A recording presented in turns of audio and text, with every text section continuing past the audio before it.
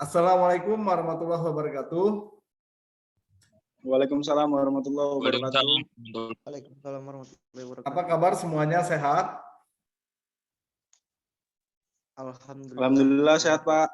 Alhamdulillah, Pak. Ya, saudara, sebetulnya kita sudah lama sekali ya tidak berjumpa secara langsung. Nah, inilah penggantinya, jadi secara virtual, meskipun kita tidak bertatap muka di kelas, tapi saya bisa mengenali Anda melalui seperti ini.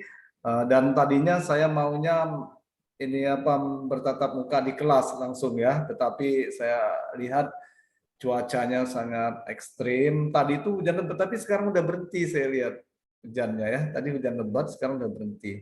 Tapi tidak apa-apa, mudah-mudahan Anda bisa mengikuti perkuliahan ini dengan baik juga meskipun secara daring ya. Saudara, tentu saja sebelum kita UTS pada saat itu ya, dan juga sebelum Lebaran, itu Anda sudah saya minta untuk mengikuti video pembelajaran yang ada, dan Anda sudah menyimpan topik-topiknya yang bisa Anda cari kapan saja ya. Kemarin kan saya minta sebelumnya itu Anda untuk men-screenshot ya topik pembahasan kita atau pokok-pokok pembahasan kita sama 14 pertemuan itu. Jadi Anda memang harus menguasai sejak menjadi wirausaha itu ya topiknya, hingga nanti perencanaan bisnis itu Anda kuasai ya, karena kita bulan Juli itu akan melaksanakan UAS. Nah, Anda sudah melaksanakan UTS, saya berharap, tapi UTS dan UAS itu bukan satu-satunya penentu. Sebagai penentunya bagaimana Anda bisa mengimplementasikan teori-teori ataupun ya apa yang sudah Anda peroleh di video pembelajaran tersebut yang bisa Anda implementasikan dalam berwirausaha. Saya sangat berharap itu, dan Anda bisa melaporkan hasil usaha Anda, apapun bentuk usahanya ya, meskipun kecil usahanya, Anda laporkan nanti pada saat UAS ya, pada saat UAS ataupun ya seminggu setelah UAS bisa saya terima, masih seminggu setelah UAS masih bisa saya terima laporan hasil usaha Anda. Jadi saya ingin Anda benar-benar bisa menerapkan apa yang sudah Anda pelajari. Meskipun ya yang Anda usahakan itu hanyalah misalnya jualan pulsa, atau bahkan Anda jualan jasa misalnya ya, silakan saja. Termasuk jasa Anda sebagai seorang marketing kampus, misal memasarkan produk kampus, yaitu memasarkan prodi yang ada di UML, termasuk prodi teknik elektro. Nah, nanti bisa Anda laporkan dan ada nilainya juga, gitu ya. Saudara, tentunya sebagai seorang calon pengusaha, saya selalu mengatakan pada Anda bahwa Anda harus berpikir positif. Jangan sekali-sekali kita berpikir negatif ya. Kalau kita berpikir negatif, hasilnya akan negatif. Tapi kalau kita berpikir positif, tentu saja hasilnya akan positif. Makanya kita harus percaya bahwa kita pasti bisa ya. Percaya bahwa Allah itu bersama kita.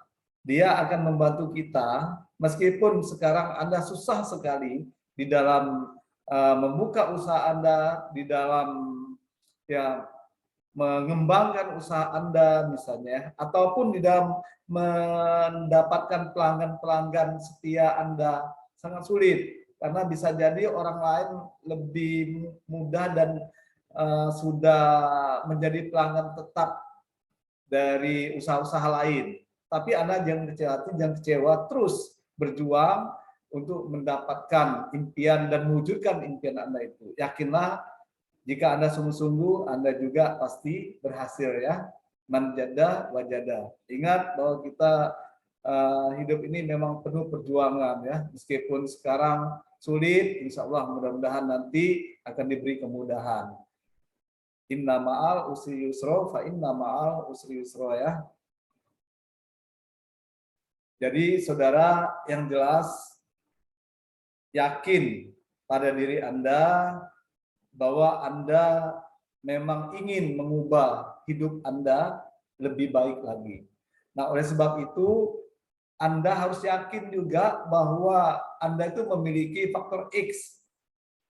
Meskipun tadinya Anda tidak menyukai tentang berwirausaha, dengan mengolah faktor X Anda, membuka faktor X Anda itu, ketuk pintunya, insya Allah Anda akan menjadi seorang pengusaha ke depannya. Sekarang misalnya Anda belum berminat, tapi jika Anda olah terus faktor X Anda, karena faktor X ini ada X besar, ada X kecil ya. Kalau X besar itu adalah orang yang sudah berwirausaha, sudah tampak, sudah divisualisasikan. Nah, sedangkan faktor X kecil ini masih terpendam dalam diri kita. Harus terus diasah, diolah potensi yang ada, karena faktor X itu merupakan bakat kita ya, minat kita, dan juga potensi yang ada pada diri kita untuk berwirausaha tadi itu, untuk menjadi seorang entrepreneur. Nah, saudara, pada kesempatan ini saya ingin mengajak Anda untuk membahas tentang bagaimana kita mencari gagasan usaha. Nah, kalau kita sudah memiliki potensi untuk berwirausaha, tentu saja Anda akan berkeinginan untuk mencari gagasan usaha itu. Kalau Anda ingin mendapatkan gagasan usaha agar Anda memiliki usaha, coba gunakan metode ATM. Jadi metode ATM itu, saudara, Anda bisa mempelajari bisnis yang sudah ada, ya. Kemudian Anda juga bisa mengkaji atau juga melihat input dan output suatu bisnis. Kemudian Anda pun bisa menganalisis tren populasi dan data demografi di tempat Anda. Lalu Anda juga bisa mengkaji tren ekonomi yang ada di tempat Anda, ya, di daerah Anda maksudnya. Kemudian Anda pun bisa meniru ya, dan juga memodifikasi 4P. Place, price, product, dan promotion. Ya, place tempatnya, yang price harganya, produknya, kemudian promosinya. Nah, ini tentu saja Anda harus melakukan ATM ini, Anda amati suatu usaha orang lain, kemudian Anda tiru usaha tersebut, tapi janganlah menirunya itu sepenuhnya atau 100%, jangan. Ya, sebaiknya Anda modifikasi.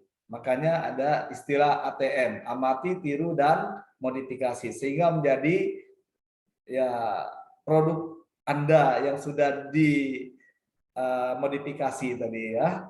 Itu. Nah, saudara, sebetulnya Anda juga harus melihat apa yang diinginkan konsumen dan bagaimana cara memuaskan konsumen, serta apakah cara terbaik untuk memuaskan konsumen itu.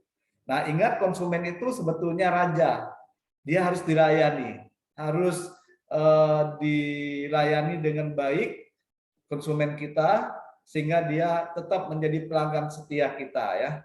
Nah, konsumen ini tentunya memiliki masalah dan dia memiliki keinginan di dalam 4P tadi, di dalam tempat, price, kemudian price-nya itu harga, place, tempat, price, harga ya, kemudian produknya, produk itu, dan juga promosinya ya.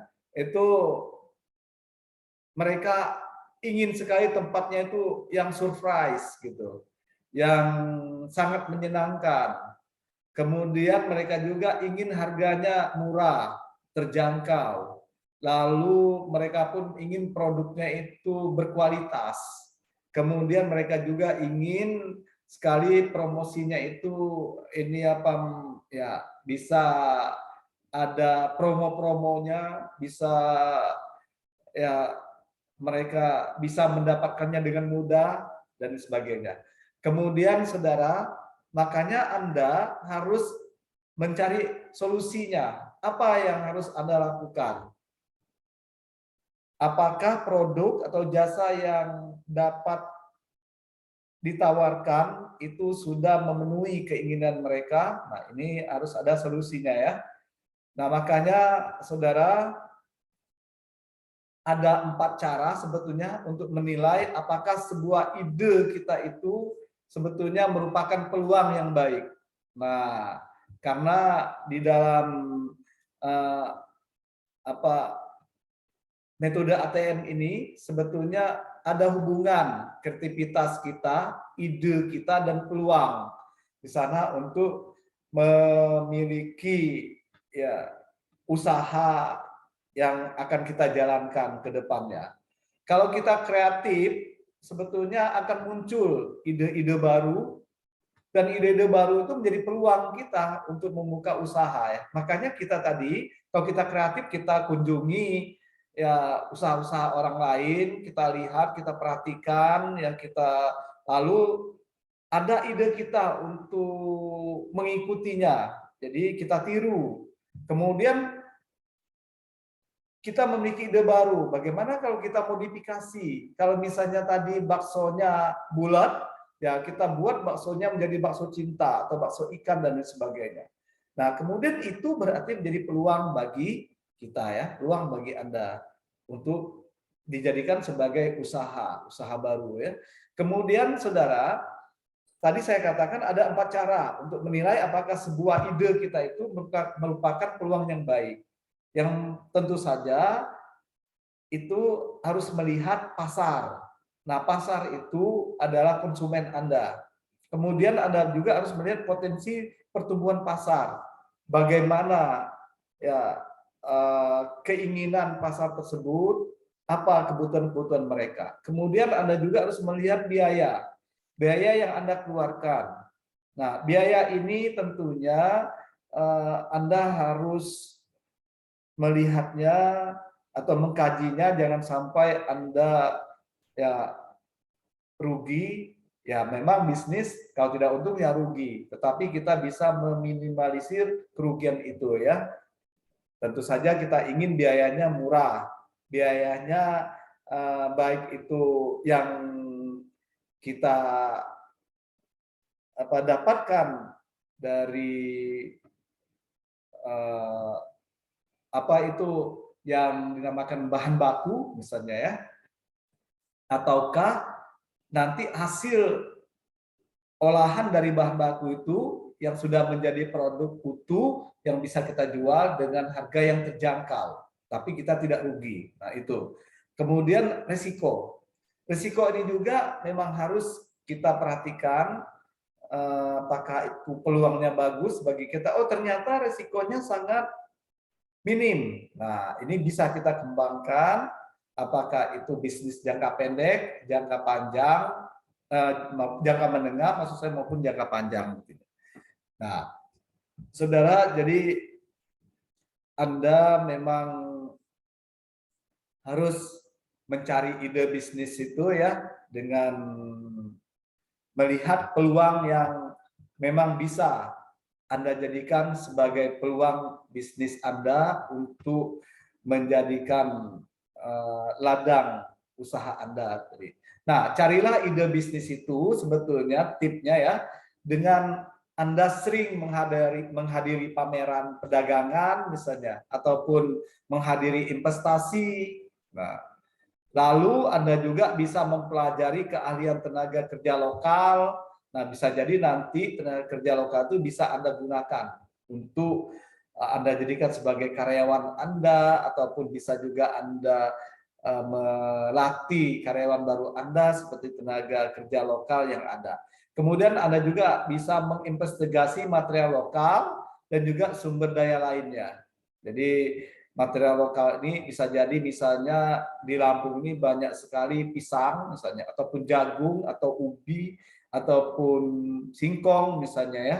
Nah, ini bisa Anda jadikan sebagai material lokal, ataupun sumber daya lainnya yang bisa Anda jadikan sebagai peluang usaha Anda. Kemudian Anda bisa mengkaji peluang substitusi produk impor. Nah, produk impornya juga bisa Anda ini kan ya, bisa Anda lakukan.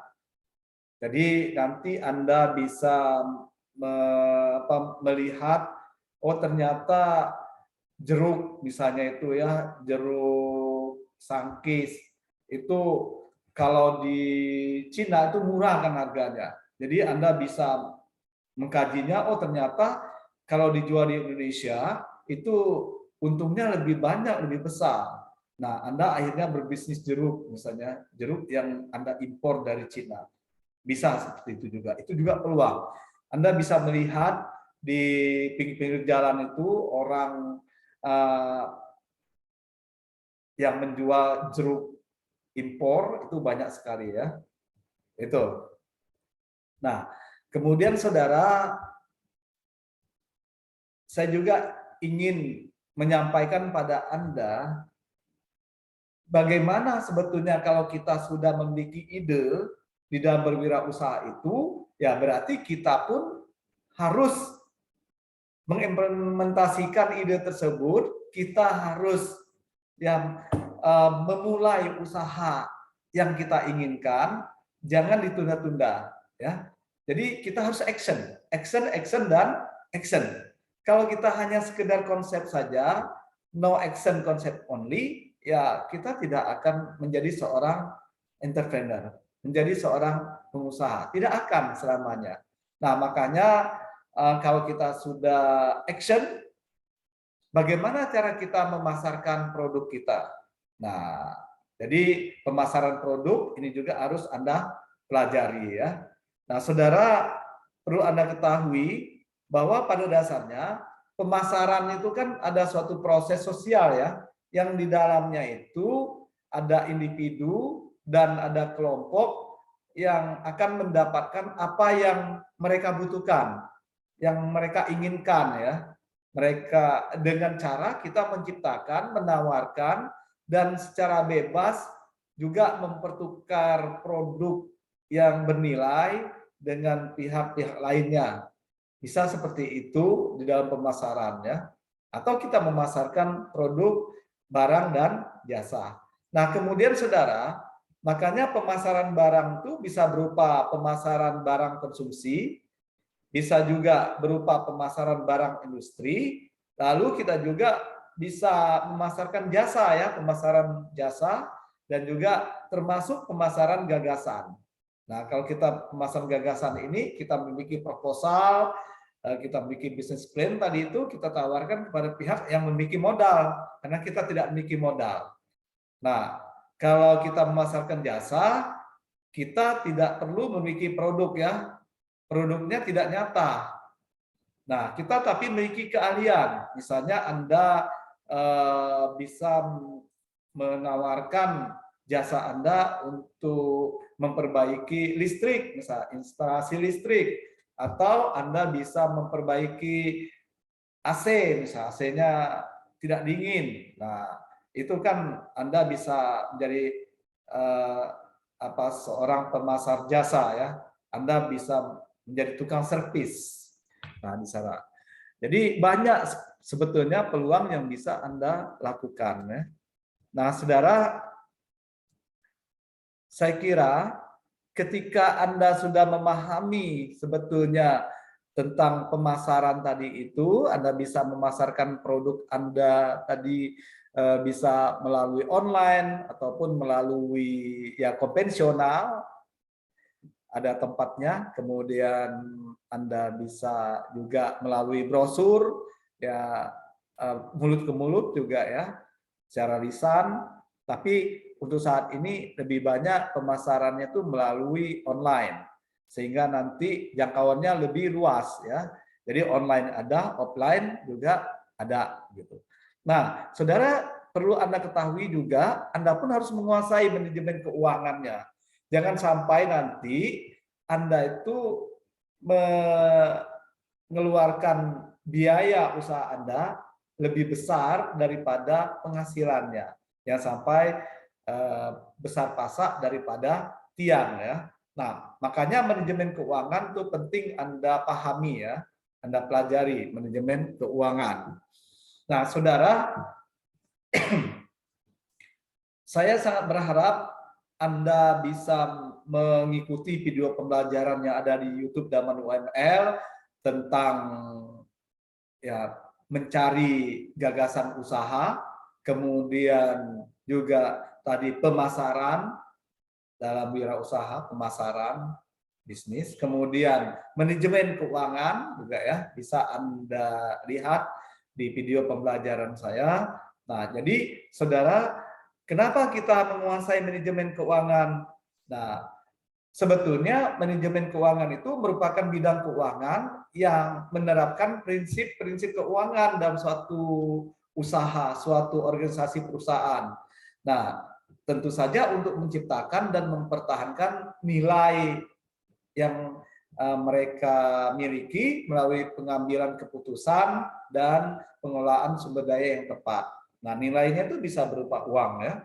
Kemudian manajemen keuangan ini sebetulnya merupakan manajemen fungsi keuangan yang terdiri atas keputusan investasi ya, kemudian pendanaan dan juga keputusan pengelolaan aset ya. Nah, oleh sebab itu, saudara, tujuan dari manajemen keuangan yang kita pelajari ini sebetulnya bagaimana kita itu mampu untuk memaksimalkan nilai perusahaan atau nilai usaha kita itu, ataupun kita mampu untuk memaksimumkan kemakmuran pemegang saham ya, yang tentu saja diukur dari harga saham perusahaan. Nah, jadi nanti Anda kalau memang sudah bisa buka usaha, buka perusahaan, buka CP, buka perseroan dan lain sebagainya, tentu saja Anda tidak harus menggunakan biaya Anda sendiri, tapi Anda bisa menggunakan biaya orang lain ataupun Anda bisa joint venture ya. Nanti ada pembiayaan usaha yang harus Anda kuasai. Nah, kemudian fungsi manajemen keuangan ini sendiri sebetulnya yang pertama itu fungsinya untuk keputusan investasi. Nah, keputusan investasi ini saudara merupakan keputusan terhadap aktiva apa yang akan kita kelola, kemudian manajemen keuangan ini tentunya sangat berpengaruh dengan keputusan investasi yang ada gitu ya. Nah, kita itu supaya langgeng usaha kita, investasi yang harus kita siapkan itu berapa? Kemudian investasi yang sudah kita sampaikan atau yang sudah kita olah ataupun yang sudah kita laksanakan itu menghasilkan apa? Nah, keputusan itu sebetulnya harus Anda ya pikirkan bersama-sama dengan ya kalau Anda ownernya, dengan manajer, dengan para juga penanam sahamnya ya, penanam modal, sehingga nanti keputusan investasi itu bisa tepat gitu ya, dan Anda tidak mengalami kerugian. Ya meskipun kata saya ya namanya berwirausaha kalau tidak untung ya rugi ya. Kemudian keputusan pendanaan.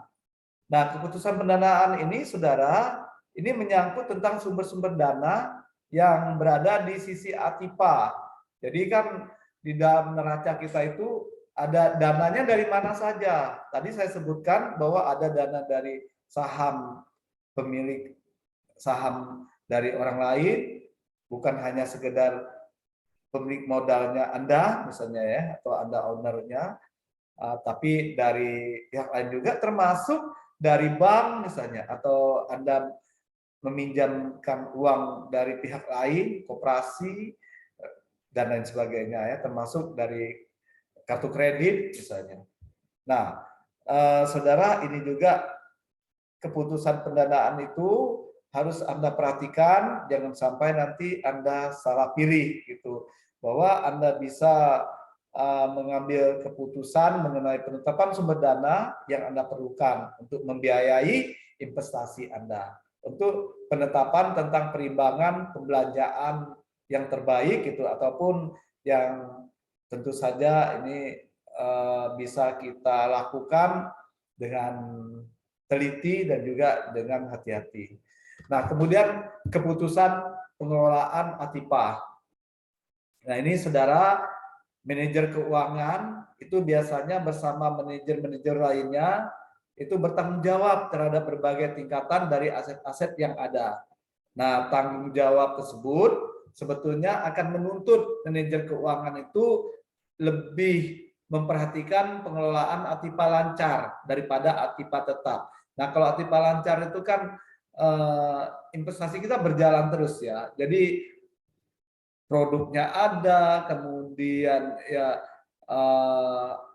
ininya pelaksanaan pemasarannya ada, hasilnya ada. Tapi kalau ATIPA-nya tetap, misalnya itu Anda memiliki tanah, ya kalau tidak dijual ya tanahnya ya hanya sebatas tanah gitu. Anda memiliki rumah, saya kalau tidak dimanfaatkan secara maksimal rumahnya hanya sebatas rumah.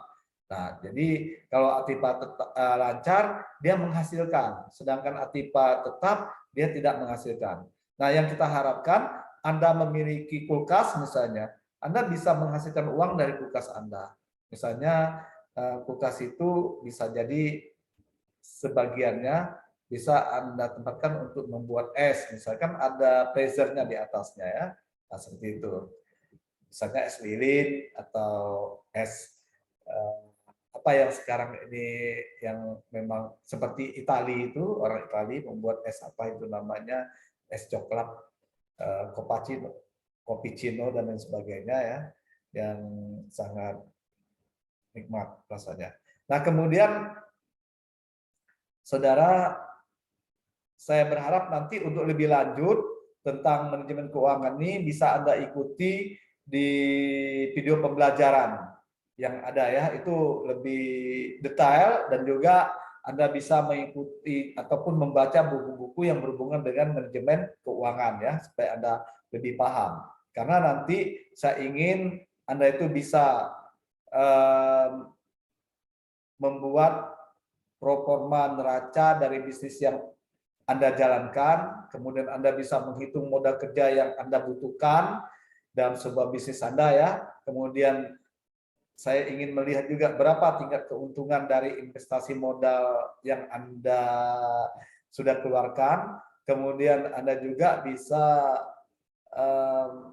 melihat berapa besar laba kotor dan juga laba bersih yang Anda prediksikan, berapa besar margin keuntungannya ya, bagaimana kemampuan pembayaran utang yang Anda miliki ya, dan bisnis Anda, dan juga bagaimana efektivitas Anda dalam pengelolaan aset yang Anda miliki. Nah, itu coba Anda pelajari nanti lebih lanjut di video pembelajaran dan termasuk di ya buku-buku ataupun sumber-sumber lainnya yang berhubungan dengan manajemen keuangan ya. Nah, kemudian saudara, tadi saya katakan Anda harus juga menguasai pembiayaan usaha. Nah, jadi pembiayaan usaha di dalam berwirausaha itu tentunya merupakan hal yang paling vital dalam pembuatan usaha baru terutama ya. Yang paling utama pembiayaan itu biasanya menggunakan uang modal ya. Terkadang modal yang besar dibutuhkan untuk membuat suatu usaha baru. Nah, ini kalau kita memiliki usaha baru, Anda misalnya membuka usaha, nah dalam arti sempit pembiayaan itu sendiri sebetulnya suatu modal yang kita perlukan untuk membuat suatu usaha itu. Nah, jadi saudara, ada 3 tahap pendanaan pengembangan bisnis kita sebetulnya yang bisa kita lakukan. Yang pertama itu tahap pendanaan tahap awal, yang kedua itu tahap pendanaan ekspansi atau perkembangan, yang ketiga tahap pembiayaan akuisisinya atau leverage buyer ya, buyer. Nah, langkah-langkah yang harus kita lakukan sebetulnya untuk memproyeksi kebutuhan kas kita memang harus membuat proyeksi laporan rugi laba ya. Kemudian kita juga harus membuat neraca arus kas dan juga item-item neracanya. Kita harus membuat proyeksi aliran ataupun arus kas tadi, kemudian membuat proyeksi neraca, membuat ringkasan kebutuhan dan penggunaan kas, termasuk kita harus menentukan bagian dari kas total yang kita butuhkan untuk membiayai usaha kita tersebut. Nah, oleh sebab itu, saudara, silakan saja dipelajari di buku-buku yang berhubungan dengan proyeksi laporan rugi laba itu ya, neraca, pembuatan neraca dan lain sebagainya. Termasuk ya nanti saya minta Anda bisa mengikuti video pembelajaran yang ada di YouTube Daman UML tentang pembiayaan usaha ini ya. Nah, bagaimana kita mendapatkan sumber pembiayaan usaha itu, saudara? Ingat bahwa modal usaha yang kita pinjam itu sebetulnya bisa melalui pinjaman bank ataupun kredit bank ya. Nah, untuk sumber pembiayaan usaha kita. Atau modal usaha kita itu dengan menggunakan kartu kredit seperti yang saya sampaikan tadi, dari kartu kredit bisa. Kemudian modal usaha kita bisa dengan menggunakan tabungan yang kita miliki. Boleh, itu lebih bagus. Saya juga untuk modal usaha saya menggunakan tabungan saya. Kemudian modal usaha bisa dengan menjualkan aset yang Anda miliki. Misalnya Anda punya tanah, Anda jual tanah, itu sebagai modal usaha Anda. Lalu modal usaha dengan menggadaikan aset pribadi Anda di pegadaian misalnya ya. Nah, bisa juga Anda gadai, nanti setelah Anda dapat hasil Anda tebus kembali. Lalu modal usaha patungan bersama bisa Anda lakukan. Termasuk modal usaha pinjaman dari keluarga ya, bisa juga Anda lakukan, dari sahabat juga. Modal usaha dari dana hibah dari pemerintah, perusahaan ataupun kampus bisa. Misalnya Anda sekarang ini kan ada ya, Anda harus sering mengikuti ini apa yang di upload oleh Kemendikbud ya, tentang wirausaha muda ataupun tentang PKM, program mahasiswa wirausaha ya. Nah, ini bisa Anda ikuti. Atau program wirausaha Kampus Merdeka misalnya. Anda bisa mengikutinya, gitu ya. Itu dana hibah dari pemerintah, termasuk dana hibah dari kampus. Misalnya itu Anda mengajukan dana kampus, kebetulan misalnya Anda dianggap prospek ininya apa proposal Anda akan dilihat oleh penilainya, tim penilainya, Anda juga akan dibiayai di dana. Tapi dana hibah bergulir kalau dari kampus biasanya. Nah, kemudian modal usaha lewat urun dana. Nah, bisa lewat crowdfunding juga urun dana ya, dana bersama-sama. Tapi lebih banyak orangnya kalau urun dana ini. Kalau dana patungan paling berapa orang. Nah, kemudian juga Anda bisa mendapatkan dana itu dari modal usaha dari investor ya, modal usaha dengan cara joint venture, modal usaha dari konsumen ya. Konsumen Anda bisa jadi Anda buat saham-saham, Anda jual sahamnya. Kemudian modal usaha waralaba atau franchise. Nah, seperti Sony, masa Sony sekarang sudah mulai buka franchise. Modal usaha dari koperasi juga bisa ya, mengikuti perlombaan bisnis atau jenisnya seperti yang saya sampaikan tadi, ada bisnis wirausaha muda misalnya bisa Anda ikuti melalui Kamar Dagang Industri misalnya ya. Kemudian modal usaha dari fintech seperti dari uang teman Anda ya. Nah, seperti itu. Saudara, ini ada juga langkah yang harus Anda lakukan sebagai seorang pembisnis pemula ya. Ketika Anda sudah mendapatkan modal usaha tadi, apa yang Anda lakukan kalau sudah mendapatkan modal usahanya? Ya, sebaiknya saran saya coba Anda pilih nama yang baik dan menarik untuk usaha yang Anda jalankan itu. Sehingga nanti modal usaha Anda supaya bisa tetap ini ya, tetap berkembang dan tidak mandek gitu. Kalau namanya menarik, nama bisnis Anda, mereka kan pasar-pasar atau konsumennya senang ya. Nah, kemudian daftarkan usaha Anda itu ke Ditjen HKI-nya, hak kekayaan intelektual, lalu Anda daftarkan usaha Anda itu ke bagian pajak juga untuk mendapatkan NPWP ya. Jangan lupa untuk memisahkan pendapatan keuntungan dan juga modal. Jangan sampai Anda gabung antara modal dan keuntungan. Jadi keuntungan Anda pisahkan ya dengan modalnya. Lalu tetap jalin komunikasi dengan sesama pebisnis. Jadi kalau kita mau sukses, kita memang harus sering berkomunikasi dengan orang-orang yang sukses juga. Nah, saya kira demikian saudara untuk pertemuan kita pada hari ini.